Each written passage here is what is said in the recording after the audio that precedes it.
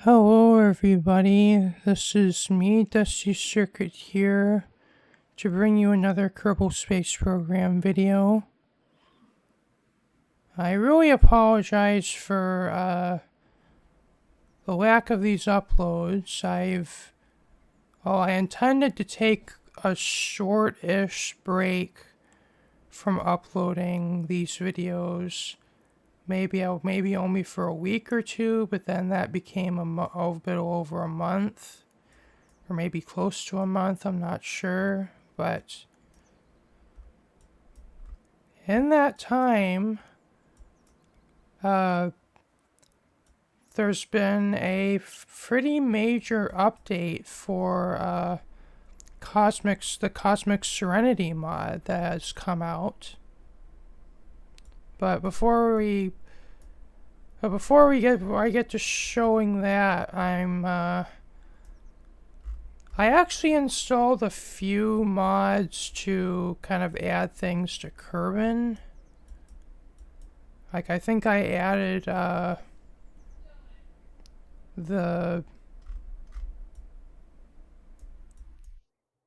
forget what all they're called, but they're these mods that, add, like, additional, landing sites to Kerbin. And I guess it also adds a bit more to the main Kerbal Space Center, as you can see.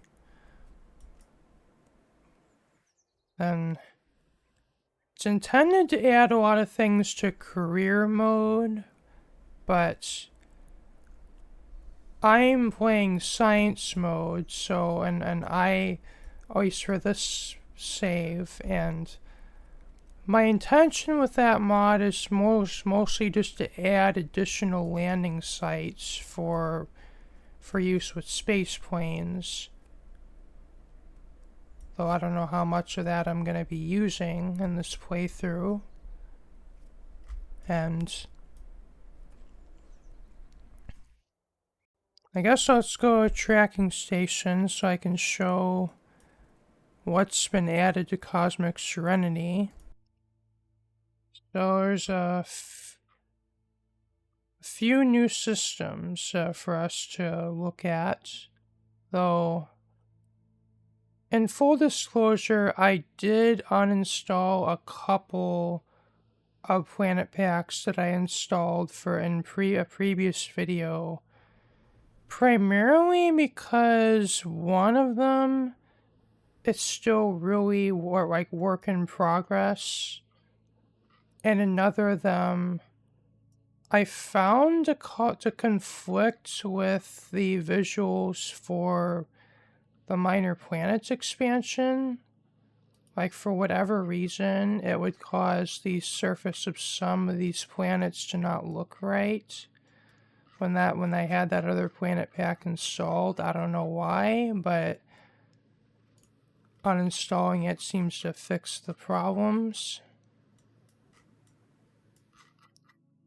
Though it probably won't matter really that much for this playthrough, because my goal of this series is more just to explore a bunch of other star systems rather than exploring the main Kerbal system. And also, why I have the Kerbal Colonies mod installed is I'm also looking to possibly delve into interstellar colonization as well,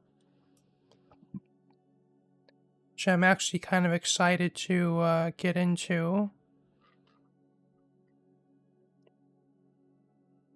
It's not going to be the goal of this video, so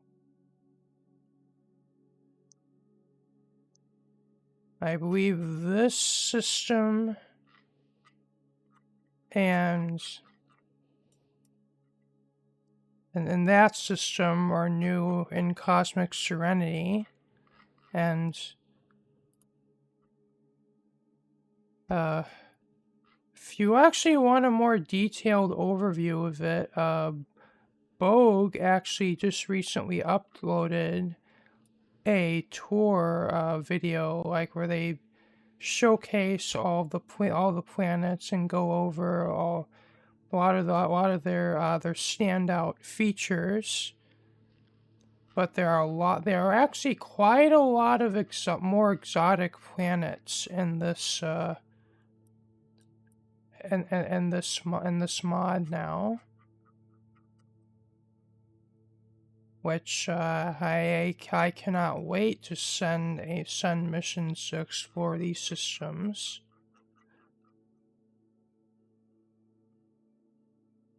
But I'm a little conflicted. Like, I'm kind of like at the point where I've unlocked enough of my tech tree to actually do interstellar, like actual interstellar missions directly through interstellar space. So, like with interstellar vehicles. So, I'm at kind of a pretty big crossroads as far as, well, what system to explore next. I mean, even with having fewer total star systems, now that I've uninstalled a couple planet packs, but still, between all the systems I have installed, probably have close to a few hundred total bodies and to explore. But I figured today for this video,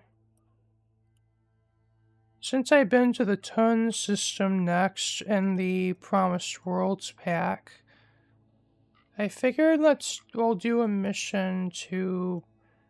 We've already been to Puff, which is the moon with the really deep ocean that I actually sent a submarine into, and I think my last mission. But there we have an ice giant.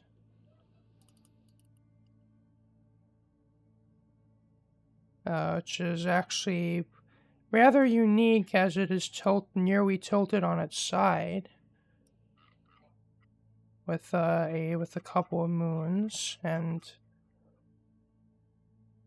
these two planets that are in the center of the system, which is not one planet, it's actually two that are closely going around each other in a binary pair.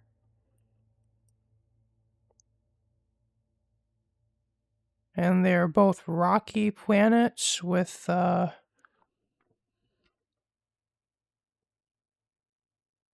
pretty high gravity and no atmospheres. So landing on them is going to be a little bit of a challenge, but not impossible to do with the lander that I've designed for this mission.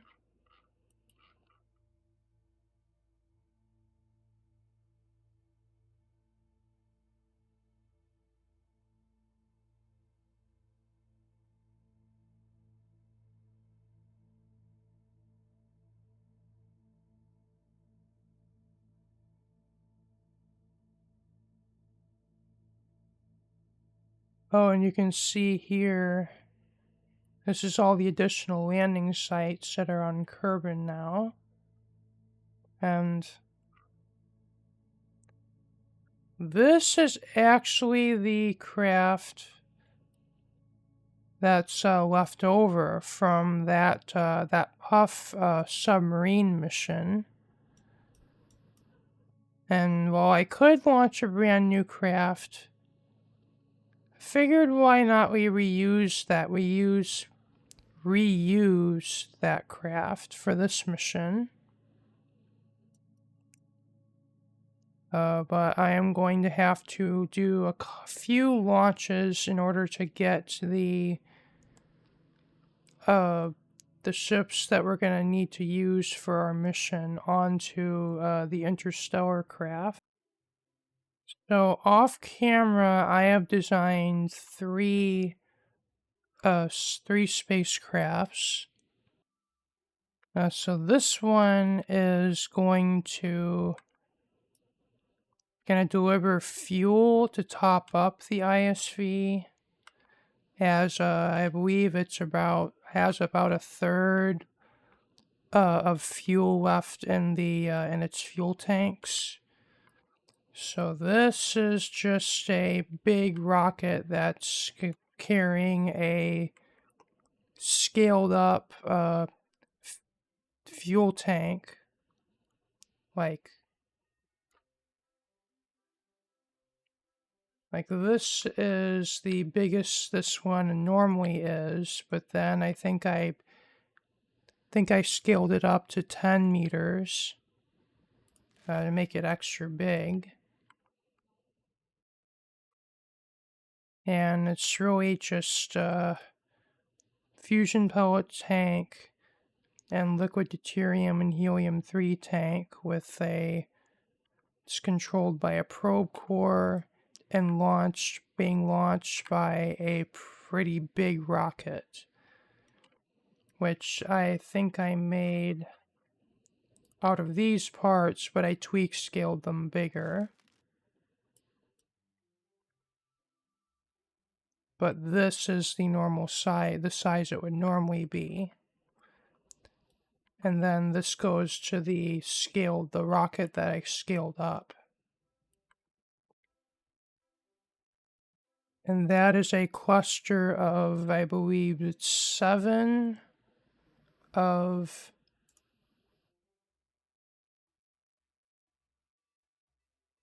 there's 7 of these engines, which I believe are the most powerful rocket engines that I have access to. Which, like that's a lot of thrust. For comparison, that's what a mainsail is. I just think it's like probably 3 or 4 times that. And well, to even help it further along, I put 8 Clydesdale solid rocket boosters.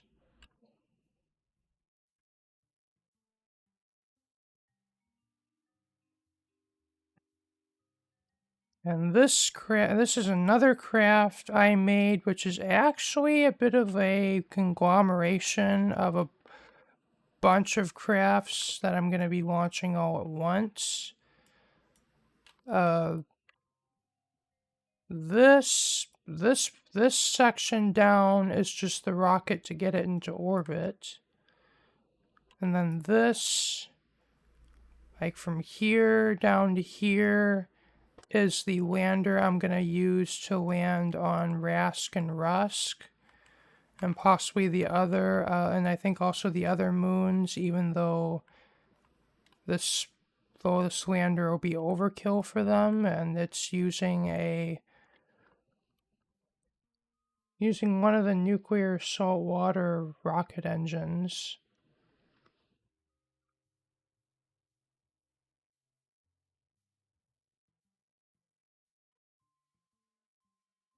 And it's that one.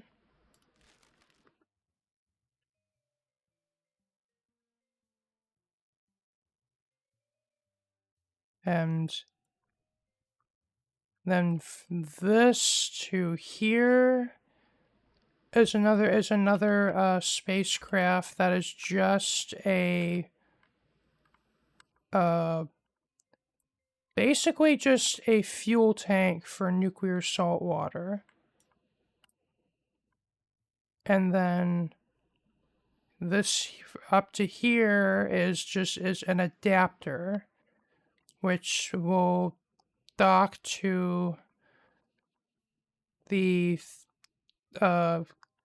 2.5 meter docking ports, and then we'll adapt to this docking port. Because one of the crafts I'm going to be launching can only use the smaller docking port, so I need an adapter.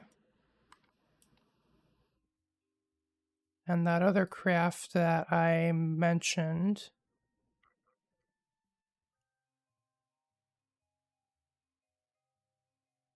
is a space plane. And normally when I build space planes, I like to put the docking port on the back, just because it's convenient. It also makes docking a bit easier. Like I usually...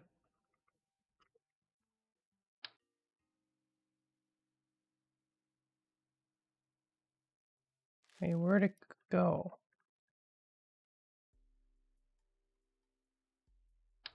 Like I usually attach one of those docking ports to the back of the plane like that.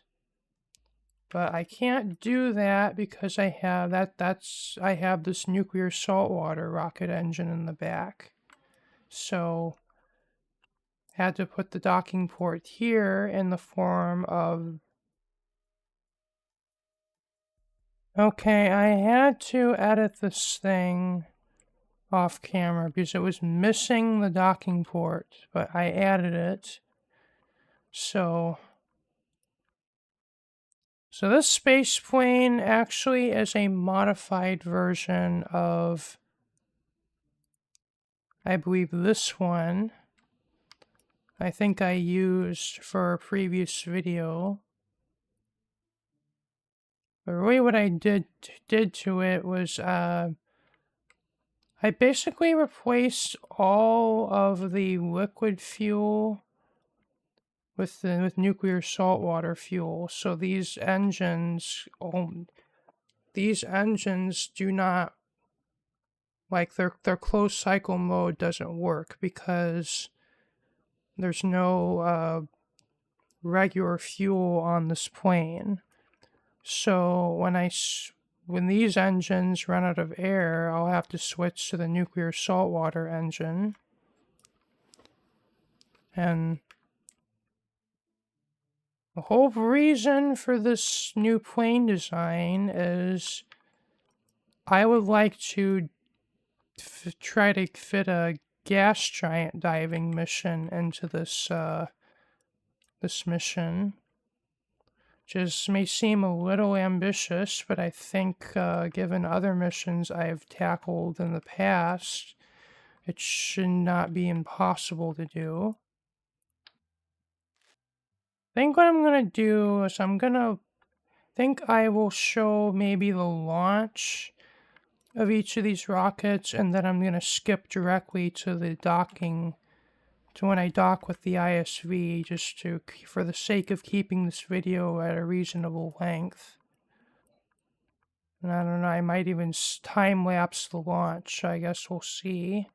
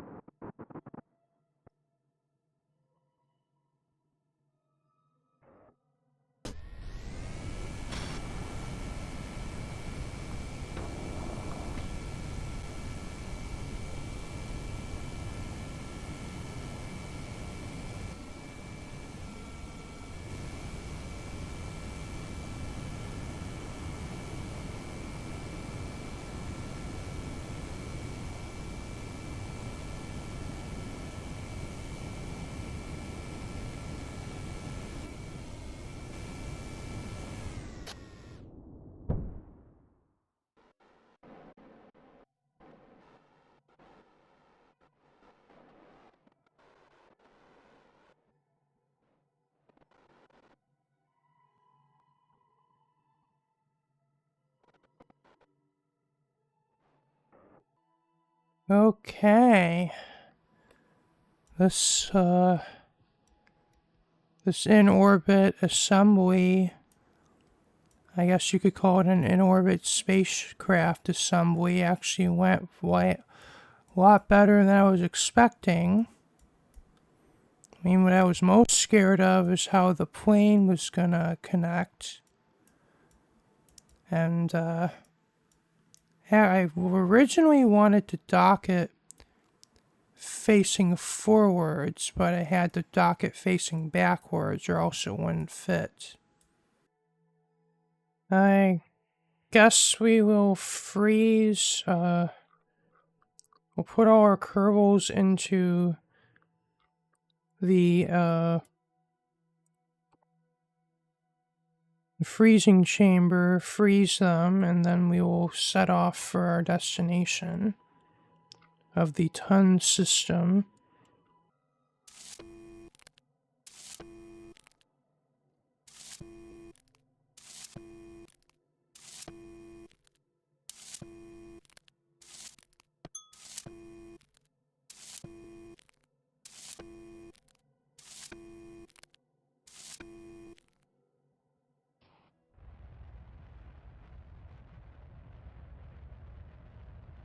We're actually a little too low on our orbit to... Oh, wait a minute. A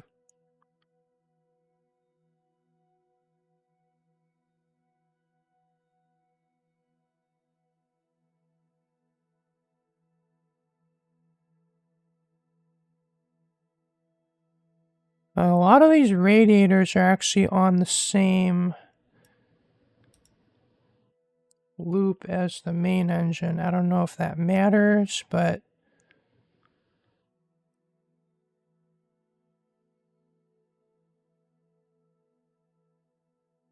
least I'm correcting it anyway.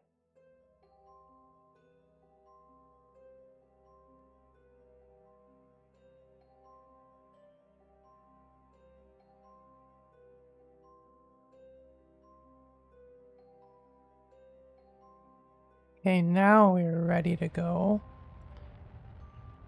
But first, we actually need to raise our orbit before we can actually do our interstellar transfer burn.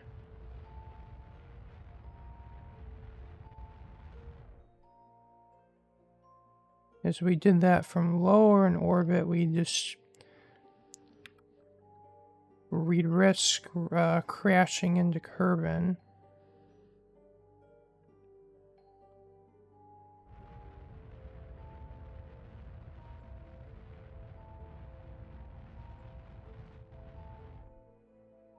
And now we can zoom out.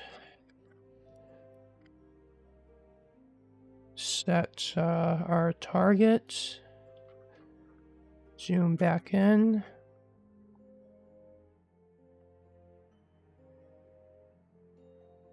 Now let's get facing towards our target.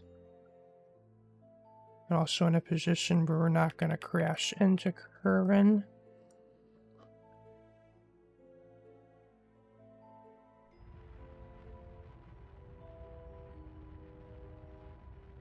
And start burning.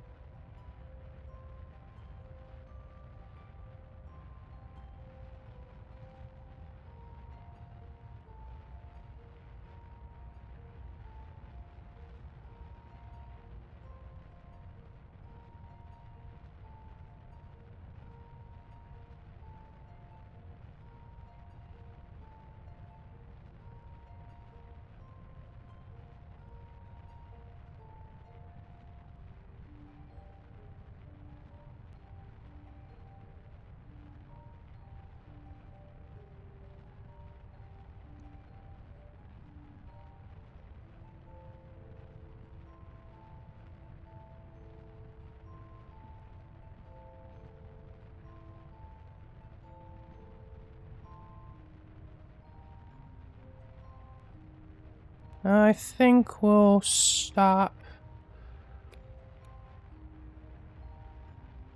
Well, I wanted to see if it'll show the...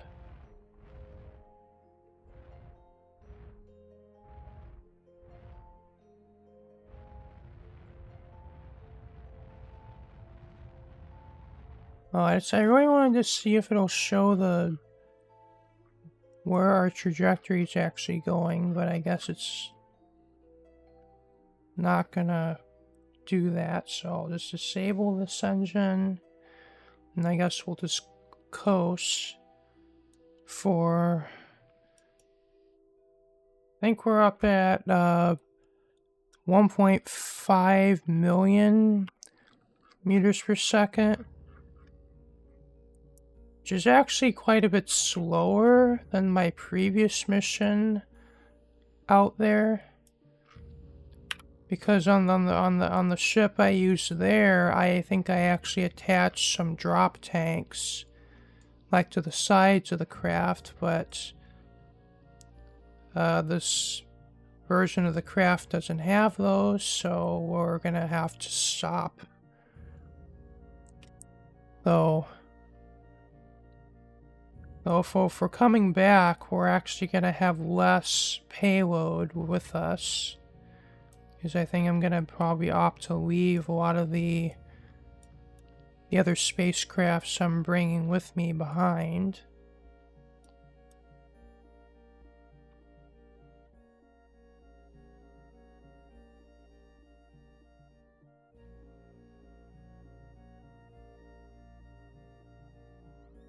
Just gonna do that just in case any bugs happen while I'm time warping.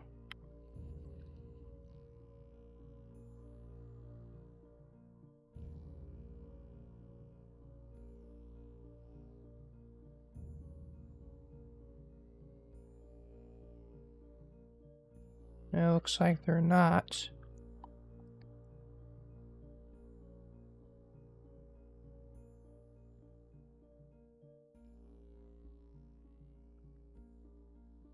Okay, about 24 years later, we are finally in the sphere of influence of Tunn.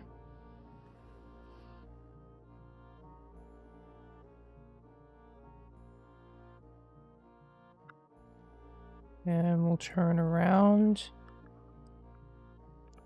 and then burn retrograde until we've killed all of our speed.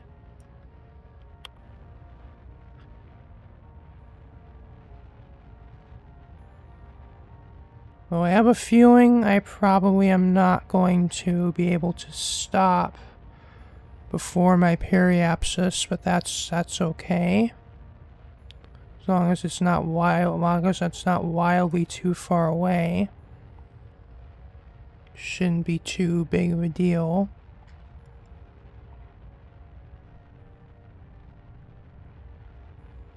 Oh, darn it.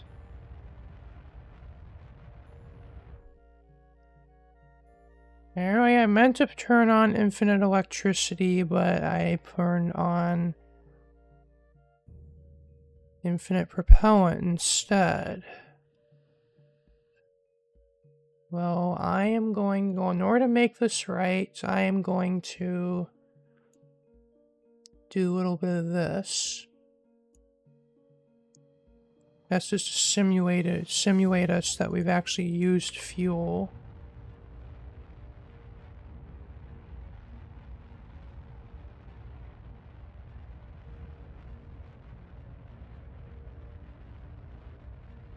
And our fuel is actually going down now.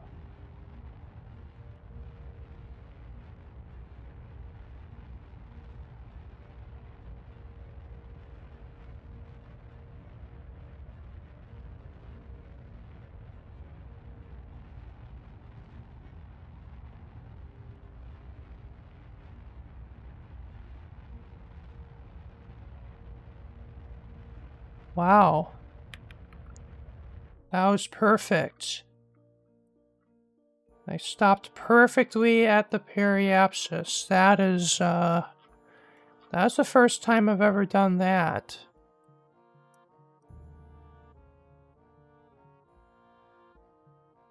Okay, I want to...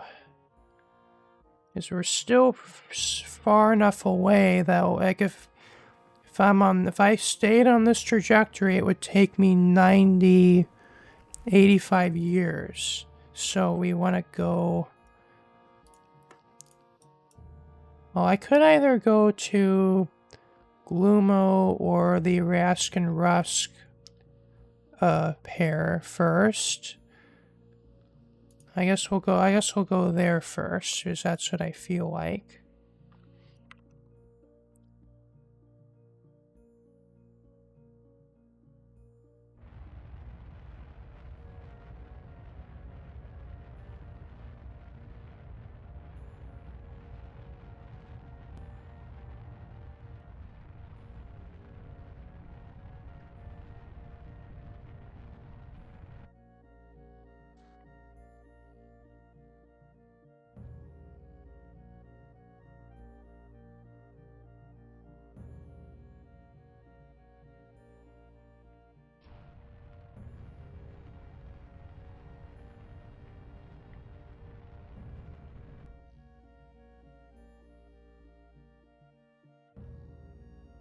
Feel like it would be kind of inefficient to go directly towards the planet, so I think we'll fix our orbit and then do a standard Hoffman transfer.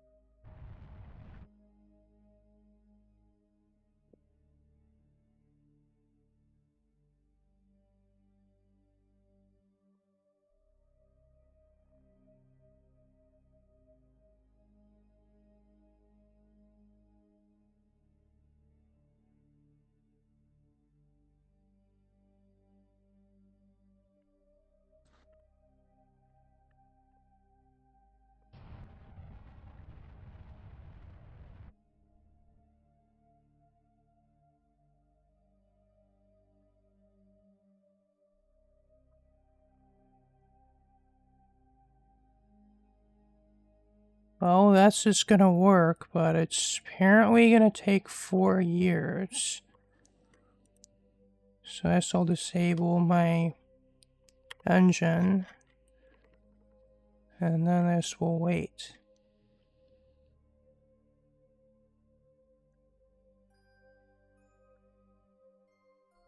Oh, that's apparently just one orbit. I thought was going to be multiple orbits. Oh, what's our relative speed?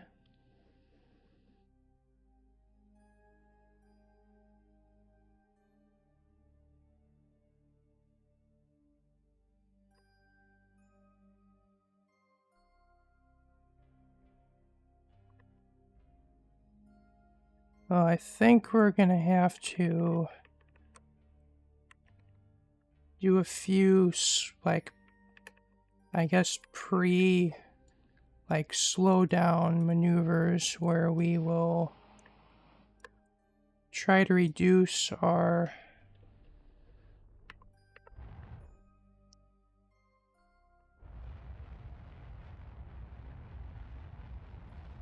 speed before we actually get close.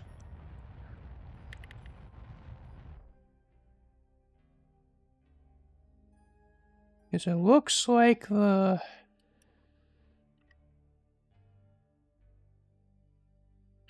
sphere of influence of them is pretty small. I don't know, maybe it might be better to shrink our orbit to that.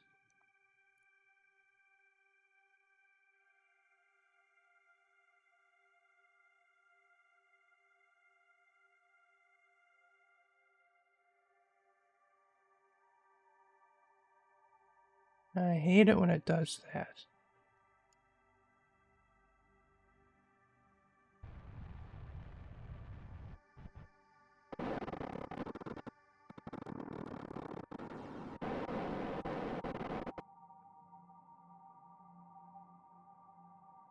Hey, we are here, but this looks really buggy.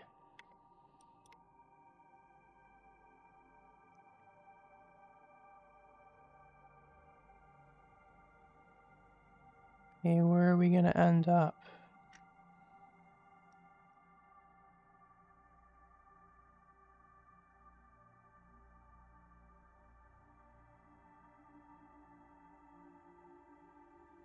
Okay.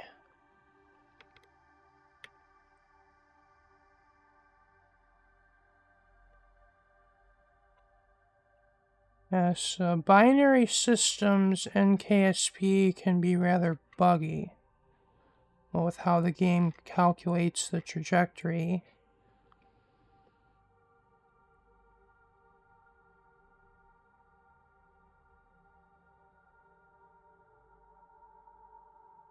I guess we'll just time warp until we're in.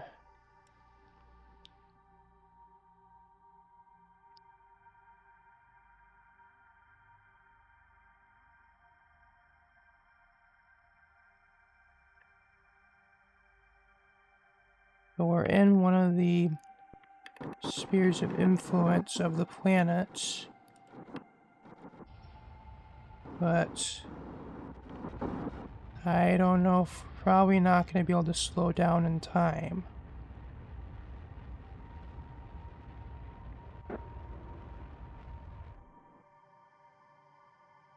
You know, that's not going to work. Okay, I think we'll do... No, I don't...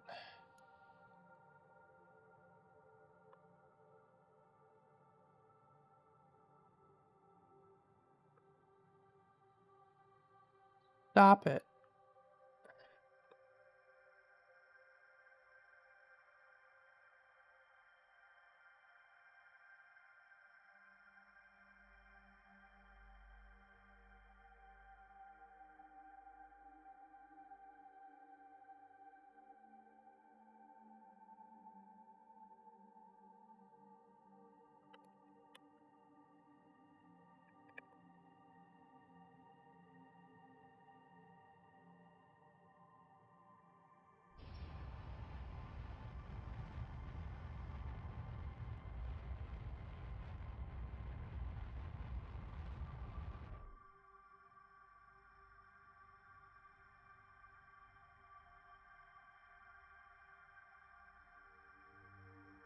Okay, well, what if we just...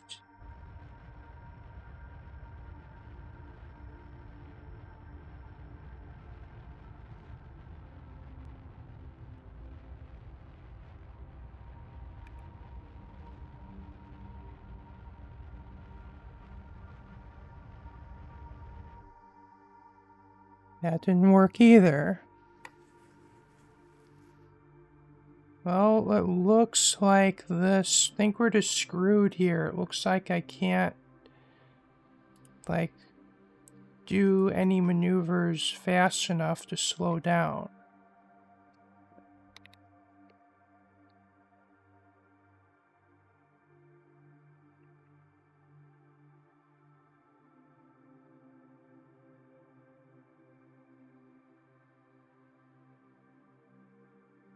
Oh wow, it is a...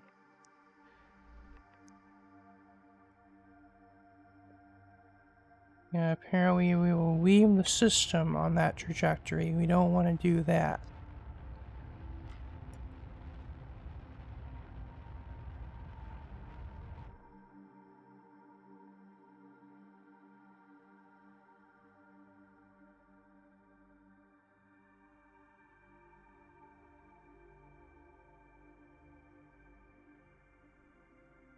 Okay, I'm gonna stop the recording until I figure out how in the hell to get an encounter with these planets. Give me a moment.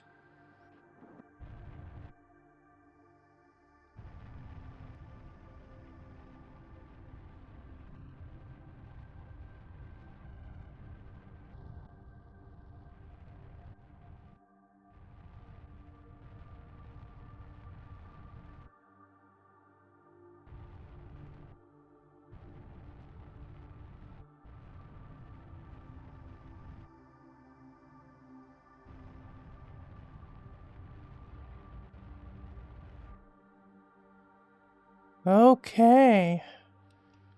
Managed to get into a stable orbit, it looks like.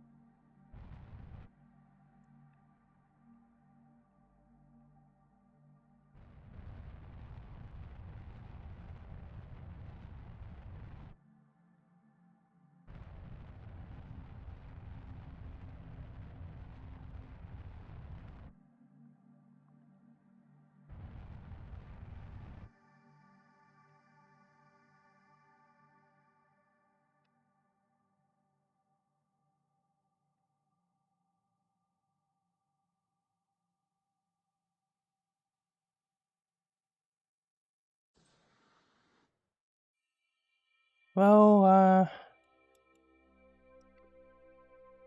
hate to leave this off on a cliffhanger, but I guess for the sake of keeping this episode a reasonable length, I'm gonna end this here.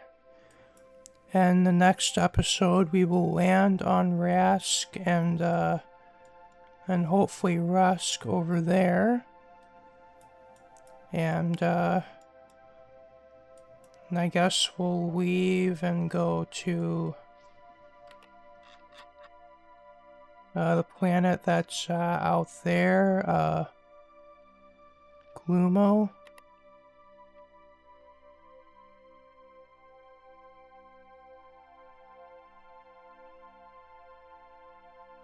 So, just thank you for watching. This has been me, Dusty Circuit, here to bring you another episode of Kerbal Space Program. And if you liked what you saw, remember to leave a like, comment, share, and subscribe. Peace out. Bye.